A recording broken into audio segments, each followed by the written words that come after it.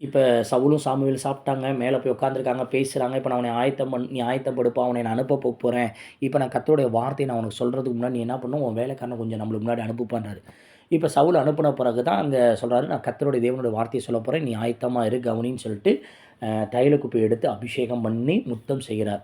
ஆனா, நம்மளோட வாழ்க்கையிலயும் சில நேரம் நம்மளோட கூட இருக்கிறவங்க நம்மள முன்னாடி போற மாரி இருக்கும். இல்ல நம்மள விட்டு பிரிஞ்சு போற மாரி இருக்கும். இத நெனச்சு நம்ம வந்து ஒரு வேதனைப்படுவோம், இல்ல பொறாமப்படுவோம், ஆங்காரப்படுவோம். ஏன் கர்த்தரே இப்படி நடந்துச்சுன்னுவோம். ஆனா, அவங்க போன பிறகு தான் எனக்கு கர்த்தருடைய வார்த்தை கிடைக்குது. அவங்க போன பிறகு தான் நான் அபிஷேகம் பண்ணப்படுறேன்.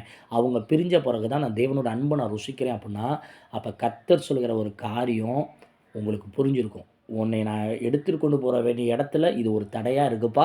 இதுதானா அப்ப ஆண்டவரே உங்க சித்தம் போல குயவனே உங்க கையில என்ன ஒப்புவிக்கிறேன்னு ஒப்புவிச்சரணும். இப்போ உங்க வாழ்க்கையில அப்படிப்பட்ட காரியங்கள்லாம் நடந்திருக்கு. இப்போ யோசித்து பாருங்க, சில பேர வந்து உங்களுக்கு முன்னாடி அனுப்பியிருப்பாரு.